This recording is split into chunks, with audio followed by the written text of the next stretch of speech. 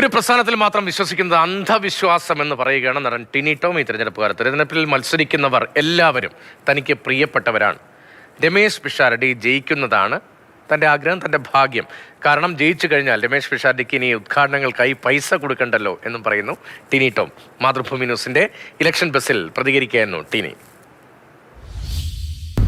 Election bus അങ്ങനെ കളമശ്ശേരി മണ്ഡലത്തിലൂടെയാണ് ഇപ്പോൾ പോയിക്കൊണ്ടിരിക്കുന്നത്. നമ്മളിങ്ങനെ പോകുമ്പോൾ രാഷ്ട്രീയ അഭിപ്രായങ്ങൾ മാത്രമല്ല, അതിനപ്പുറത്ത് ഈ മണ്ഡലത്തിലുള്ള ആളുകൾ എന്താ ചിന്തിക്കുന്നത്, എങ്ങനെയൊക്കെയാണ് തെരഞ്ഞെടുപ്പ് അവിടെ അവരെ ബാധിക്കുന്നത്, ഇതൊക്കെ അറിയേണ്ടതുണ്ട്.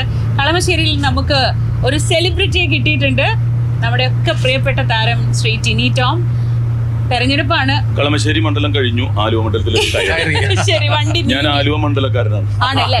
ശരി ശരി ശരി. ഞാൻ കളമശ്ശേരി പുറപ്പെട്ടോണ്ട് അങ്ങ് പറഞ്ഞേ ഉള്ളൂ. ആലുവ മണ്ഡലത്തിൽ എന്താണ് തെരഞ്ഞെടുപ്പ് വിശേഷങ്ങളൊക്കെ? തെരഞ്ഞെടുപ്പ് കാലത്തെ താരവിശേഷം എന്താണ്? ആദ്യം പറയാം, എനിക്ക് വോട്ടുണ്ട് കേട്ടോ. വോട്ടുള്ള സെലിബ്രിറ്റിയാണ് ടിനി ടോം. ഒരു വാർത്തയാണ്.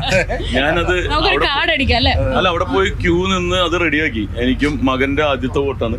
അപ്പൊ അതുകൊണ്ട് അവന്റെ റെഡിയാക്കി, വൈഫിന്റെ റെഡിയാക്കി. വോട്ട് ഞാൻ ഒന്നും മിസ് ചെയ്തിട്ടില്ല. നാട്ടിലുണ്ടെങ്കിൽ ഞാൻ ചെയ്തിട്ടുണ്ട്. ആലുവ മണ്ഡലം എന്ന് പറയുമ്പോൾ ഞാൻ ധർമ്മസങ്കടത്തിലാണ്. കാരണം അൻവർ സാദത്തിന്റെ സമകാലീനരായിട്ടുള്ള ഒരാൾ പഠിക്കുന്ന കാലം പോലുള്ള സുഹൃത്താണ്. എം ആരിഫ് അതിനേക്കാൾ വലിയ സുഹൃത്താണ്. കാരണം അദ്ദേഹം MP ആയിരുന്നപ്പോൾ സ്ഥിരം അതിഥി ഞാനാണ് ആലപ്പുഴയിൽ SSLCക്ക്. അതുകൊണ്ട് ഞാൻ മിക്കവാറും മുങ്ങിവിടുന്നത്. കാരണം രണ്ടുപേരും തന്നെ വരണം, സപ്പോർട്ട് ചെയ്യണമെന്നൊക്കെ പറയുമ്പോൾ നമ്മൾ പ്രചരണത്തിന് ചെല്ലുമ്പോൾ നമ്മൾ മനുഷ്യത്വത്തിനും സൗഹൃദത്തിനും, എനിക്കൊരു രാഷ്ട്രീയമുണ്ട്, പക്ഷേ അതിന് ഞാൻ കൂടുതൽ ഊന്നൽ നൽകുന്ന ഒരു കാലമാണിത്. ഞാൻ പഠിക്കുന്ന കാലഘട്ടത്തിലും അല്ലാതെയൊക്കെ കുറച്ചു കാലം ഉണ്ടായിരുന്നു, രാഷ്ട്രീയത്തിലൊക്കെ ഉണ്ടായിരുന്നു. പുതിയ യാത്രയിലൊക്കെ പോയിരുന്നല്ലോ. അത് ഞാൻ പറഞ്ഞില്ല, അതിന്റെ തറവാട് എന്ന് പറയുന്നത് പുത്തമ്പേലിക്കര എന്ന് പറഞ്ഞാൽ നോർത്ത് പറവൂരാണ്. ആ പുത്തമ്പേലിക്കര പഞ്ചായത്തിൽ എൻ്റെ അപ്പാപ്പൻ 10 വർഷം പഞ്ചായത്ത് പ്രസിഡന്റായിരുന്നു കോൺഗ്രസിന്റെ. അതെ അതെ. എൻ്റെ അപ്പൻ എറണാകുളം മണ്ഡലം സെക്രട്ടറി ആയിരുന്നു, മരിച്ചുപോയി. രണ്ടുപേരും മരിച്ചുപോയി. അപ്പോൾ VD സതീശൻ നമ്മുടെ ഫാമിലി ഫ്രണ്ടാണ്. പണ്ട് ലീഡറൊക്കെ നമ്മുടെ വീട്ടിൽ വന്നിട്ടുള്ളതാണ്, കേക്കറിനാരനൊക്കെ.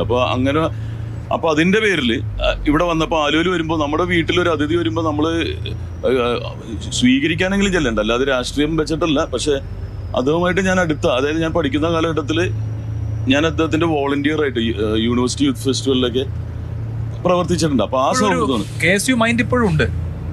KSUക്കാരനായിരുന്നു എന്നാണ് ഞാൻ പറഞ്ഞത്. ഞാൻ പറഞ്ഞില്ല, ഇപ്പൊ ആർക്ക് വേണ്ടി ഇപ്പൊ സുരേഷ് ഗോപി ചേട്ടൻ്റെ ഒപ്പം അദ്ദേഹത്തിന്റെ ചാരിറ്റി പ്രവർത്തനങ്ങളിൽ പോകുന്നുണ്ട്. എന്താന്ന് പറഞ്ഞാല് ഒരു പ്രസ്ഥാനം മാത്രമാണെങ്കിൽ നമുക്ക് ഒരാളെ ചെയ്യുന്ന നന്മകളെ നമുക്ക് പറയാൻ പറ്റില്ല. ഏറ്റവും വലിയ പ്രശ്നം P. രാജീവേട്ടനാണ് തൊട്ടപ്പുറത്തുള്ളത്. എൻ്റെ അവിടത്തുള്ള പുഴ ഫുൾ ക്ലീൻ ചെയ്തത് അദ്ദേഹമാണ്. അപ്പൊ അദ്ദേഹത്തിന് ഒരു നന്ദി പറഞ്ഞ ഇവൻ കമ്മിയാവും. അൻവർ സാദത്ത് ഇവിടെ 100 വീട് വെച്ച് കൊടുത്തിട്ടുണ്ട്. അവരുടെ ആ ഒരു ട്രസ്റ്റിൽ ഞങ്ങൾ അംഗമാണ്. വേറെ രാഷ്ട്രീയക്കാരിൽ 7 പേരാണ്, അതിലൊരാൾ ഞാനാണ്. അൻവർ സാദത്ത് അപ്പൊ തന്നെ പൊങ്ങിയാവും. സുരേഷ് ചേട്ടൻ ഇവിടെ വന്നൊരു ഫോട്ടോ എടുത്ത് അപ്പൊ തന്നെ സംഖ്യയാവും. പാലക്കാട് പ്രചാരണത്തിന് പോകുന്നുണ്ടോ? സമയം എങ്ങനെയാന്നുള്ള അറിയില്ല. ഞാൻ ഒരു വിദേശയാത്രക്ക് പോകുന്നുണ്ട്. അതുകൊണ്ട് എനിക്കൊരു സംശയം, ഇലക്ഷന് വോട്ട് ചെയ്യാൻ പറ്റുമോ എന്നുള്ളൊരു സംശയത്തിലാണ്. ഈ ഇലക്ഷന് വോട്ട് ചെയ്യാത്തത് ആരിഫിന് ചെയ്യണോ അൻവർ സാദത്തിന് ചെയ്യണോ എന്നുള്ള കൺഫ്യൂഷൻ കൊണ്ട് ഞാനൊരു സ്കൂളിൽ ചെന്നപ്പോൾ കുട്ടികളോട് ചോദിച്ചു, MLA മന്ത്രിയൊക്കെ ഉണ്ടായിരുന്നു. അപ്പോൾ കുട്ടികളോട് ഞാൻ ചോദിച്ചു, ഭാവിയിൽ എന്താവണം? അപ്പോൾ സ്ഥിരം പറയുന്നതാണ് ഡോക്ടർ ആവണം, എഞ്ചിനീയർ ആവണം, ഇതൊക്കെ തന്നെ പറഞ്ഞുകൊണ്ടിരിക്കുന്നത്. അപ്പം ഞാൻ ചോദിച്ചു, MP MLA ഒന്നും ആവണ്ടേ, മന്ത്രി ഒന്നും ആവണ്ടേ എന്ന് പറഞ്ഞപ്പോൾ ആ കൊച്ചു പറഞ്ഞേ, മന്ത്രി MLA ഒക്കെ ആണെങ്കിൽ വിജിലൻസ് കേസിൽ പെടുന്നു. അതായത് 5 വർഷം ഭരിക്കുക, പിന്നെ അടുത്ത കേസ്. അവർ കാണുമ്പോൾ അങ്ങനെയല്ല, എല്ലാവർക്കും കേസ് കൂട്ടും. അപ്പൊ അതിനു വേണ്ടി ഞങ്ങൾക്ക് താല്പര്യമില്ല. അതല്ല, നല്ല MP, നല്ല മന്ത്രി MLA വരണം നമുക്ക് ഭാവിയിൽ. ഇനിയിപ്പോൾ റീമൈഗ്രേഷൻ നടക്കാൻ പോണത്, 10 ലക്ഷം പിള്ളേരുടെ തിരിച്ചു വരാൻ പോണത്. അപ്പൊ ഇവിടെ ഒരു മന്ത്രി ആ അവയർനെസ്സാണ് നമ്മൾ കൊടുക്കേണ്ടത്. പൊളിറ്റിക്കലിയും വരണം കുട്ടികൾ, അവർ വോട്ട് ചെയ്യാൻ പോകണം. അതിനുള്ളൊരു ഇനീഷ്യേറ്റീവാണ് ഇത്തവണ. എൻ്റെ രാഷ്ട്രീയം ഈ പ്രാവശ്യം അതാണ്, കുട്ടികളെ കൊണ്ടുവരിക എന്നുള്ളത്. രാഷ്ട്രീയം വളരെ അടുത്ത് വീക്ഷിക്കുന്ന ഒരാളും അതിൻ്റെ കാര്യങ്ങൾ അറിയാവുന്ന ഒരാളും ആയതുകൊണ്ട് ഏറ്റവും മനോഹരമായ ഒരു റിസൾട്ടായിരിക്കും ഈ പ്രാവശ്യം. എനിക്കൊരു രാഷ്ട്രീയമുണ്ട്, പക്ഷെ നല്ലത് ചെയ്യുന്ന, നല്ലവരോട് സപ്പോർട്ട് ചെയ്യുന്ന ഒരു രാഷ്ട്രീയമാണ് എനിക്കിപ്പോൾ ഉള്ളത്. തീർച്ചയായിട്ടും എന്തായാലും ആ രാഷ്ട്രീയം നിലനിൽക്കട്ടെ. എല്ലാ ആശംസകളും. Thank you. ഓക്കെ.